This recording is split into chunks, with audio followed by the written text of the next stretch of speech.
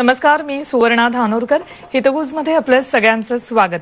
आज आपण चर्चा करणार आहोत लवकर उपचार केल्यास कॅन्सर बरा होऊ शकतो या विषयावर, आणि आपल्याला मार्गदर्शन करणार आहेत या विषयातले तज्ज्ञ डॉक्टर वसीम पोपळणकर. त्यांचं स्वागत करूयात. खूप खूप स्वागत तुमचं स्टुडिओमध्ये. नमस्कार. नमस्कार. थोडक्यात ओळख करून घेऊयात आपण. डॉक्टर वसीम पोपळणकर हे प्रसिद्ध ऑन्कोलॉजिस्ट आहेत. त्यांचं शिक्षण डी.वाय. पाटील मेडिकल कॉलेजमधून 1999 साली पूर्ण झालं. त्यानंतर रेडिओथेरपी त्यातही त्यांनी शिक्षण घेतलेलं आहे. 2004 साली टाटा मेमोरियल हॉस्पिटलमधून त्यांनी MD पूर्ण केलं. रेडिएशन ऑन्कोलॉजीमध्ये त्यांनी प्रावीण्य मिळवलं. Tata Memorial Hospital, Asian Institute of Medical Sciences, टोरंटोचं प्रिन्सेस मार्गारेट हॉस्पिटल, कॅनडा आणि किंगडम ऑफ सौदी अरेबियाच्या किंग फाहद मेडिकल सिटीमध्येही त्यांनी सेवा दिली. ऑन्कोलॉजीच्या विविध राष्ट्रीय आणि आंतरराष्ट्रीय परिषदांना ते कायम हजेरी लावत असतात. याबाबतचं त्यांचं साहित्यही नेहमी प्रकाशित होत असतं. लगेच चर्चेला सुरुवात करूयात आपण. डॉक्टर, सगळ्यात आधी आजच्या जागतिक कॅन्सर दिनी मला प्रश्न विचारायचा आहे की कॅन्सर म्हणजे नेमकं काय? हे बघा, कॅन्सर हे शब्द ऐकल्यानंतर एखादा पेशंट किंवा त्याची फॅमिली अगदी हादरून जाते. पण हार्डली कोणालाही माहीत नसतं कॅन्सर हे आहे काही. फक्त शब्द आपल्याला माहीत आहे. आपल्या बॉडीतलं जे स्मॉलेस्ट युनिट असतात त्यांना सेल म्हणतो आपण. त्या सेलचं जे डिव्हिजन असतं त्याला मायटॉसिस म्हणतात. एक सेलचे 2 होतात, 2चे 4 होतात. त्यावर एक नियंत्रण आहे. ते जर नियंत्रण गेलं तर 2च्या जागी खूप काही सेल जमा होतात. एक क्लस्टर होतो तो, आणि ते सेल एका जागी जमा होऊन जी गाठ उत्पन्न होते त्याला कॅन्सर म्हणतात. Basic definition uncoordinated and uncontrolled growth of your body cells, त्याला कॅन्सर म्हटलं जातं. बरं, कॅन्सरच्या ग्लोबल बर्डन विषयी जर बोलायचं झालं तर काय सांगाल प्रेक्षकांना? दिवसेंदिवस ग्लोबल बर्डन खूप वाढत चाललं आहे. नॅशनल बर्डनही वाढत चाललेलं आहे. ऑलमोस्ट 9.25 मिलियन डेथ्स झाल्यात last year because of cancer. आणि 1 in 6 डेथ, म्हणजे 6तून 1 death is because of cancer. खूप वाढत चाललंय. बरं, नॅशनल बर्डन काय एकंदरीत भारतामध्ये at any point of time almost 2.25 million cases असतात. आणि त्यापैकी लास्ट इयर ऑलमोस्ट 11 ते 12 लाख केसेस मृत्युमुखी पडल्यात ह्या आजाराच्या मुलं. रिझन्स खूप काही आहेत, पण यस, दिवसेंदिवस हे वाढत चाललेलं आहे. बरं, कॅन्सर म्हणजे काय ते तर तुम्ही सांगितलं, पण एखाद्या व्यक्तीला कॅन्सर होतो कसा नेमका? हो, त्याचं मेकॅनिझम आहे. जसं मी सांगितलं की आपल्या बॉडीतलं जे स्मॉलेस्ट युनिट असतात त्याला आपण सेल म्हणतो, मराठीमध्ये पेशी म्हणतात त्याला. त्याचं विभाजन हे होत राहतं नेहमीप्रमाणे. त्याचं एक प्रोसेस असते विभाजनाची, त्याला मायटॉसिस म्हणतात. जर आपण स्क्रीनवर बघितलं असतं ते that is the smallest unit. ते विभाजन झाल्यानंतर एक सेल ते 2 मध्ये डिवाइड होतो मायटॉसिसच्या प्रोसेसच्या मुलं. ते पुन्हा डिवाइड होतात आणि त्याचे 4 सेल बनतात. हे एक नॉर्मल प्रोसेस आहे. पण कॅन्सरमध्ये काय होतं, एक सेल 2 मध्ये डिवाइड होतो. त्यापैकी एखादा सेल जिनॉमिक इन्स्टॅबिलिटी म्हणतात ती होते त्याच्यामध्ये. जिनॉमिक इन्स्टॅबिलिटीचे कारण खूप काही आहेत. स्मोकिंग आहे, अल्कोहोल आहे, त्याला आम्ही कार्सिनोजन म्हणतो. त्याच्यामुळे ती जिनॉमिक इन्स्टॅबिलिटी त्याच्यामध्ये येते. एकदा जिनॉमिक इन्स्टॅबिलिटी झाले का जिथे 2 सेल बनवायचे तिथे ते क्लस्टर बनवतात, आणि ते सेल एका जागी जमा होऊन ती जी गाठ उत्पन्न होईल त्याला कॅन्सर म्हणतात. हे मेकॅनिझम आहे कसं कॅन्सर डेव्हलप होतं ते. बरं, भारताविषयी बोलायला गेलं तर पुरुष आणि स्त्रियांमध्ये नेमके कुठल्या प्रकारचे कॅन्सर आपल्याला आढळतात? त्या डिफरंट कॅन्सर्स. पुरुषांमध्ये युजली तोंडातले कॅन्सर जे आहेत ते सर्वात जास्त आहेत. In fact India is a hub of oral cavity cancer because of tobacco consumption. Second number येतं फुफ्फुसचं कॅन्सर, ते कॅन्सर आहे. त्याच्यानंतर मग खूप काही कॅन्सर येतात. आतडीचे कॅन्सर आहेत, टॉयलेटच्या पिशवीचे कॅन्सर आहेत. बायांमध्ये the most common cancer in the urban women is a breast cancer. आणि गावाकडे जर गेलात तर ते सर्वायकल कॅन्सर, गर्भाशयाचे कॅन्सर, ते खूप कॉमन आहेत. बरं, प्रकार नेमके कुठले कुठले आहेत? कारण कॅन्सर म्हटलं की एकतर ब्लड कॅन्सर हे सगळ्यांना माहिती असतं, पण कॅन्सरचे इतर प्रकार फारसे माहित नाहीयेत. हो, कॅन्सर हा फक्त एक असं शब्द नाही, त्याचे खूप प्रकार असतात. मेनली जर ब्रॉड कॅटेगरायझेशन आपण केलं, ब्रॉडली डिवाइड केलं तर ते 4 प्रकार आहेत. पहिला कार्सिनोमा म्हणतात त्याला. कार्सिनोमा म्हणजे एखादी इपिथेलियल लाइनिंग आम्ही म्हणतो, म्हणजे तोंडातल्या आतली एक पातळ लाइनिंग असते किंवा आपल्या आतडीच्या आत लाइनिंग असते, त्याच्यातून जे कॅन्सर निर्माण होतात त्यांना कार्सिनोमा बोललं जातं. आपलं मांसपेशी आहे किंवा हाडातून जे कॅन्सर येतात त्याला सार्कोमा म्हटलं जातं. आपली जी लिम्फॅटिक सिस्टीम आहे बॉडीमध्ये, प्रतिकार शक्तीची सिस्टीम आहे, त्याच्यातून जे कॅन्सर निर्माण होतात त्यांना लिम्फोमा म्हटलं जातं. आणि जसं तुम्ही म्हणालात की जे ब्लड कॅन्सर जे असतात त्यांना ल्युकेमिया म्हणतात. ब्रॉड कॅटेगरायझेशन मध्ये हे 4 कॅन्सर आहेत कॉमन. पण कॅन्सर होण्याची कारणं काय आहेत? कशामुळे नेमका कॅन्सर होतो एखाद्या व्यक्तीला? खूप काही कारण आहेत त्याच्यामध्ये. सर्वात लीडिंग जो आहे दॅट इज स्मोकिंग. स्मोकिंगच्या मुलं फुफ्फुसचं कॅन्सर होतं, रेक्टल कॅन्सर आणि खूप काही कॅन्सर आहेत ते स्मोकिंगच्या मुलं होतात. Second number cause is tobacco. दिवसेंदिवस आपल्याकडे वाढत चाललेला आहे. इनफॅक्ट ओरल कॅव्हिटी कॅन्सर जसं मी सांगितलं की India is a leader I can say oral cavity cancer, म्हणजे जगात सर्वात जास्त ओरल कॅव्हिटी कॅन्सर जे आहेत ते इंडियामध्ये आहेत. आणि problem is because of the chewable tobacco आपले लोक कन्झ्युम करतात. त्याच्याशिवाय ॲटमॉस्फेरिक पोल्युशन आहे, ओबेसिटी कारण आहे ज्याला आपण विलन मानतच नाहीये, but that is one of the reason for cancer. Basically cancer हे लाईफस्टाईल डिसीज आहे. तर एक्सरसाइज न करणं, रेड मीट खाणं, ग्रीन लिफी व्हेजिटेबल्स न खाणं आणि मल्टिपल कॉजेस, त्यापैकी very limited numbers are because of the genetic causes.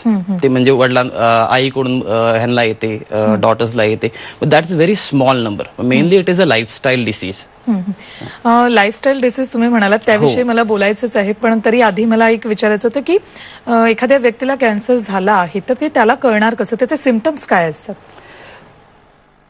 Basically कुठलंही एक शब्द असतं कॉशन, ते लक्षात ठेवा. CAUTION. So caution stands for, C stands for a sore throat that does not heal in normal time. की गळ्यामध्ये जर दुखत असेल तुमचं आणि ते जर नॉर्मल टाइममध्ये हील होत नसेल, better to see a specialist आणि माहीत करून घ्या की ते कदाचित ओरल कॅव्हिटी कॅन्सर तर नसेल ना. त्याच्याशिवाय अनयुज्युअल ब्लिडिंग, की कुठल्याही ओरायफिस, बॉडी ओरायफिस, जसे नाक आहे, कान आहेत, टॉयलेटची जागा आहे किंवा लघवीची जागा आहे, त्याच्यातून जर ब्लिडिंग होत असेल तर ते इमिजिएटली चेक करून घेतलं पाहिजे. त्याच्याशिवाय change in bowel and bladder habit. C stands for change in bowel and bladder habit. That आपलं लघवीचं आणि टॉयलेटचं एक फिक्स वेळ असतं, कन्सिस्टन्सी असतं, त्याचं कलर असतं.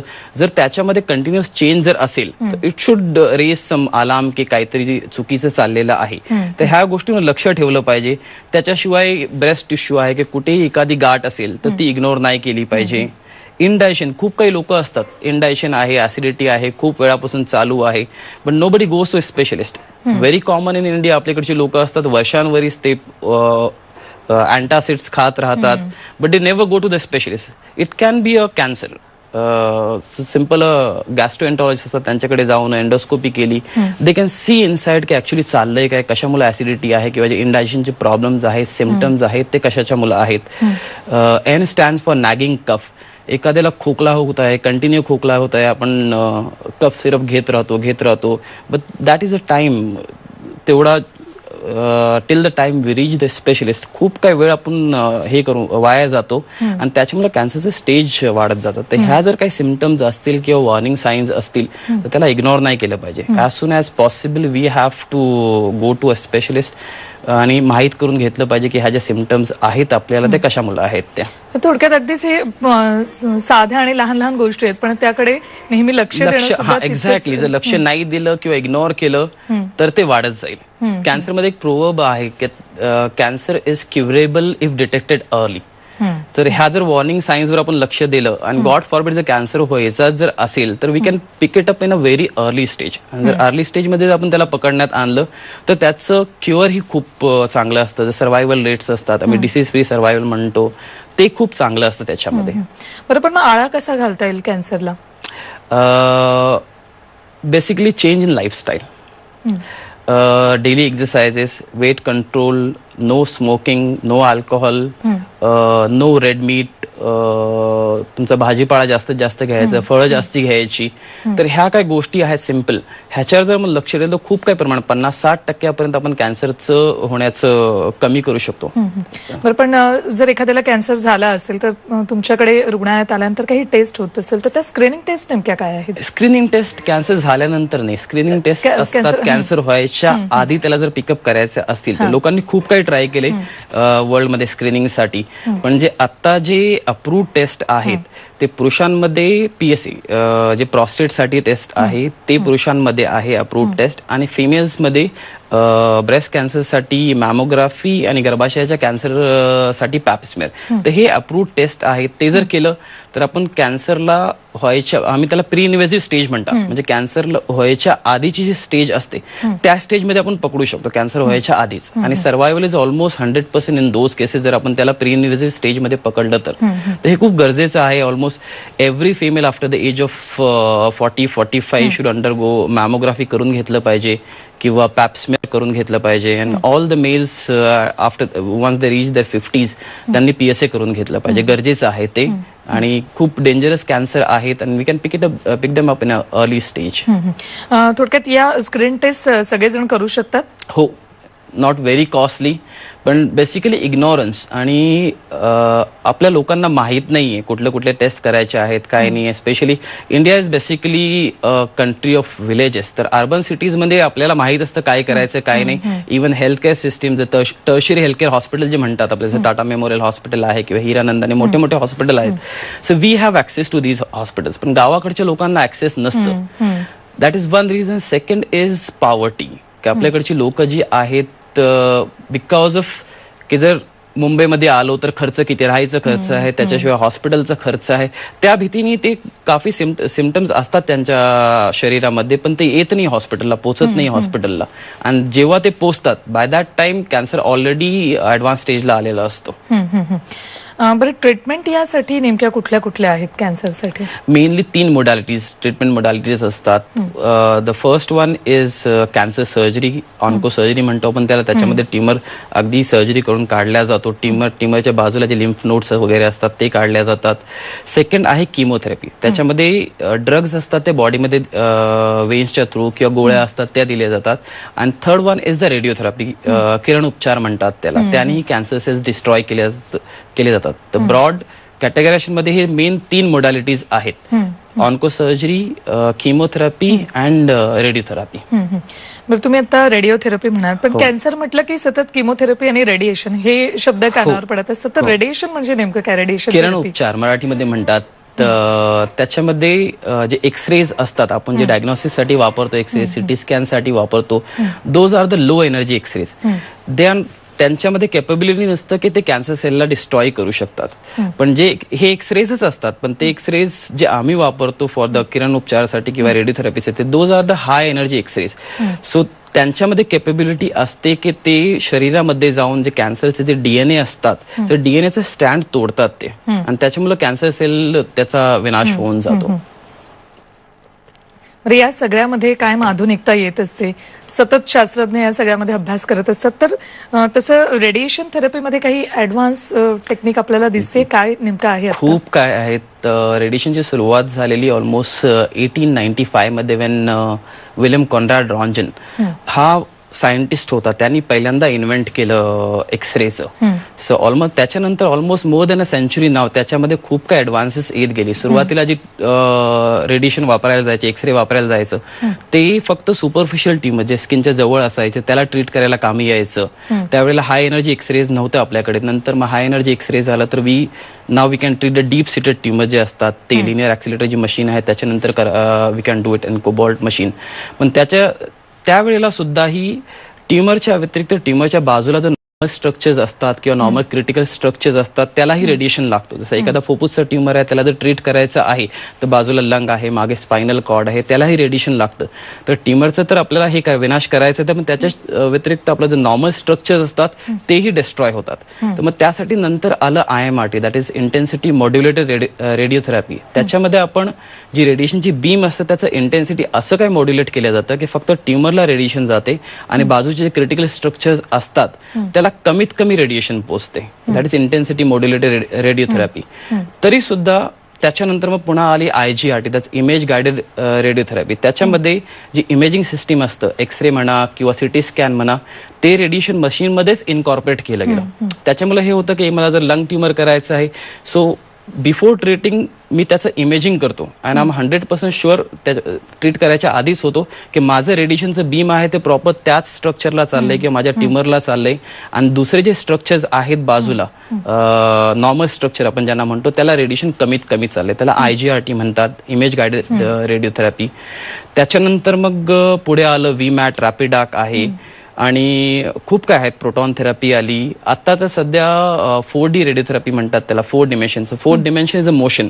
म्हणजे एखादं मुव्हिंग ट्युमर असेल, फुफ्फुसचं ट्युमर आहे किंवा लिव्हरचं ट्युमर आहे, तर आपण श्वास घेतो, श्वासाबरोबर ते ट्युमर वर खाली होतात, मूव्ह होतात. मग त्यांना जर ट्रीट करायचं असेल तर it was a big problem earlier days. पण now days we can track those tumour and specifically treat those tumour during that particular phase of respiration. आणि त्याच्यामुळे दुसरं स्ट्रक्चर्स आपण खूप काही सेव्ह करता येतं आपल्याला. बरं, पण एखादा कॅन्सरचा पेशंट जेव्हा तुमच्याकडे येतो तेव्हा तुम्ही जेव्हा सांगता त्याला की तुला कॅन्सर झालाय, ऑब्व्हियसली की ती फॅमिली पूर्ण डिस्टर्ब होते, ती व्यक्ती पण डिस्टर्ब होते. मग त्यांना या सगळ्या ट्रीटमेंटसाठी मेंटली प्रिपेअर पण करावं लागत असेल? हो. जेव्हा डायग्नोज होतं पेशंटला की कॅन्सर झाले, he is in a state of shock आणि ट्रॉमा की आता काय करायचं पुढं. अगदी भविष्य अंधार त्याला दिसून येतो. But that is the place where क्लिनिशियनला पेशंट बरोबर बसून त्याला वेळ द्यावा लागतं, त्याला एक्सप्लेन करावं लागतं बाबा असं नाही आहे. कॅन्सरमध्ये जे मोर्टॅलिटी रेट म्हणजे जे कॅन्सरमुळे पेशंट मृत्युमुखी पडतात त्याचे नंबर्स खूप कमी आहेत. तर तुमचं हे आहे, हे स्टेज आहे आणि हे इलाज आहे. It's a long treatment. जसं ब्रेस्ट कॅन्सर जर असेल तर पेशंटला स्पष्टपणे सांगावं लागतं that surgery is not only the option. Surgery करावी लागेल, नंतर किमोथेरपी लागली गरज पडली तर द्यावी लागेल, त्याच्यानंतर रेडिओथेरपी किंवा हार्मोनल ट्रीटमेंट हे द्यावं लागतं. सो पेशंट शुड नो की माझं भविष्य अंधार नाहीये. हे जर केलं मी तर yes there are quite large number of patient जे कम्प्लिटली क्युअर होऊन जातात. जसं मी सांगितलं सर, जर अर्ली स्टेजमध्ये असेल तर क्युअर रेट खूपच छान आहेत. तर मेन एम इज दॅट त्यांना क्युअर होऊ शकेल तेवढं पकडण्यात आलं पाहिजे ते. भारतात तर आता सध्या डायबिटीज किंवा हार्ट पेशंट्स आहेत वाढलेले आहेत, तसंच कॅन्सरचं प्रमाण सुद्धा वाढलेलं दिसतंय. तर काय नेमकं त्यामागचं कारण आहे? लाईफस्टाईल हे एकच कारण आहे की आणखी काही कारण नाही, मेनली लाईफस्टाईल. हे बघा, जसं मी सांगितलं that India is a hub of oral cavity cancer. Tobacco use is rampant in India. आपल्याकडे आधी जे ओरल कॅव्हिटी कॅन्सर व्हायची ना, ती in to the decade of life and the 6th decade of life त्यावेळेला व्हायचं. पण आता यंग पोरं जे आहेत at the age of 15-20 during the teenage they start taking tobacco, खैनी वगैरे खूप काय आहेत ते. तर त्याच्यामुळे ओरल कॅव्हिटी कॅन्सर्स खूप वाढलं. दिस इज टुवर्ड्स द सिटी. जर तुम्ही गावाकडे जाल तर आपल्याकडचे ज्या ओल्ड लेडीज वगैरे होतात तर आत्ता पण ते मशेरी लावतात. मशेरी इज व्हेरी कॉमन आणि तेही टोबॅको मुलं बनवलं जातं. सो त्याच्यामुळं जे ओरल कॅव्हिटी कॅन्सर्स आहेत ते खूप वाढलेत आहेत. That is one reason. Alcohol consumption आधीपेक्षा जास्त वाढले, specially in the young generation. It has become a fashion on the weekends. त्याच्यामुळे वाढलेत आहेत.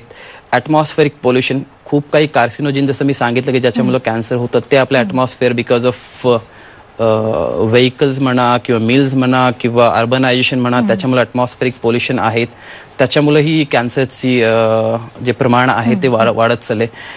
ओबेसिटी बिकॉज ऑफ आधी एवढं जंक फूड नव्हतं. आपल्याकडची लोक जे घरी शिजायचं तेच खायची लोक. आता तर यंगर जनरेशन मला वाटतं आठवड्यातून 2-3 दिवस तर बाहेरच खातात. ते people working in the offices, junk mainly their food habit is junk food. त्याच्यामुळे ओबेसिटी वाढत चालले. आणि मेन कारण दिवसेंदिवस आपली जी नवीन जनरेशन आहे, we are so busy in our life that आपल्याला एक्सरसाइजला वेळ भेटत नाहीये आणि आपण आपले स्वतःचं हेल्थ दुर्लक्ष करतो. तर that is another one of the reason, lack of physical activity. ते न केल्यामुळेही कॅन्सरचं प्रमाण जास्त वाढत चालले. बरं, भारतात महिलांमध्ये ब्रेस्ट कॅन्सर किंवा मग सर्व्हायकल कॅन्सरचं प्रमाण सुद्धा दिसतंय आपल्याला. तर अवेअरनेसची अजूनही गरज आहे? नक्कीच. सिटीमध्ये तर आहेत. आपल्या सिटी शहरातल्या ज्या महिला आहेत त्यांना माहीत आहे की मॅमोग्राम केलं पाहिजे की मॅमोग्राफी केलं पाहिजे आणि ती ऑन अ रेग्युलर बेसिस करून घेतात because they are well educated आणि अवेअर आहेत.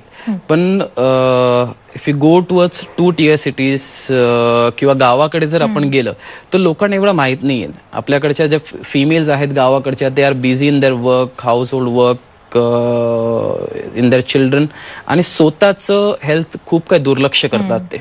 So we have the main focus for the awareness माझ्या मते शुड बी आर विलेजेस. शहरामध्ये केलं पाहिजे, that is fine, but most of the women and the men जे शहरामध्ये आहेत ते अवेअर आहेत. पण गावाकडे हे अवेअरनेस नाही आहे. The main and it's I believe it is each and every individual responsibility as well as government's responsibility. The government should take initiative की गावाकडे almost each and every village जा आणि तिथे लोकांना माहीत करून दिलं पाहिजे हे आहे कॅन्सर, हे केल्यामुळे कॅन्सर होतं, ही साईन्स आहेत, त्यावर तुम्ही लक्ष द्या सो दॅट कॅन्सरला तुम्ही एकदम अर्ली स्टेजमध्ये पकडू शकता. कॅन्सर ट्रीट करायची पद्धती ही आहे. दुसरं एक, मी गावाकडून, माझं native place is deep in the Konkan. ते बघितले मी, आपल्याकडची लोक अपार्ट फ्रॉम द ट्रीटमेंट दुसरे जे असतात बाबांकडे जाणं, इकडे तिकडे, त्याच्यामध्ये खूप काही वेळ वाया घालवतात. ते न करता अंधविश्वास ते खूप आहे आपल्याकडे गावाकडे, स्पेशली आमच्याकडे कोकणात तर खूपच आहे ते. ते न करता प्रॉपर जसं सांगितलं, जे मोडॅलिटीज आहेत ट्रीटमेंटच्या, जसं सर्जरी, किमो आणि रेडिएशन, आणि टर्शियरी हेल्थ केअर सेंटर, तिकडे आलं पाहिजे, त्यांना इलाज करून घेतलं पाहिजे. पण देन क्वेश्चन येतं, गावाकडून मुंबईला यायचं कसं? यायला पैसे पाहिजेत, राहायला पैसे पाहिजेत, ट्रीटमेंट करायला पैसे. There are hospital, steel treatment करायला पैसे तर पाहिजेतच तुम्हाला.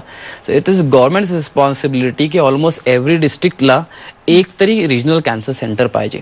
सो त्या लोकांसाठी ऍक्सेसिबल होईल ते, and they can get them self treated very easily. वेळ आपली संपत आली, पण प्रेक्षकांना आजच्या कॅन्सर दिनी नेमकं काय सांगू इच्छिता तुम्ही? बेसिकली स्क्रीनिंग, आपल्या हेल्थची काळजी घ्या. जसं मी सांगितलं की कॅन्सर हे लाईफस्टाईल डिसीज आहे, तर change your lifestyle disease. Tobacco, alcohol बंद करा, स्मोकिंग बंद करा, एक्सरसाइज करा, फळं, हिरवा भाजीपाला जास्त का, रेड मीठ कमी का. तर हे काही लाईफस्टाईल चेंजेस आहेत, ते जर आपण आपल्या लाईफमध्ये जर आणलं तर कॅन्सर होण्याचं प्रमाण कमी होऊन जाईल. डॉक्टर, आज तुम्ही इथे आलात आणि कॅन्सर विषयी इतकी छान माहिती दिली, त्याबद्दल खूप खूप धन्यवाद. थँक्यू. यानंतर हितगुजमध्ये इथेच थांबतोय. नमस्कार.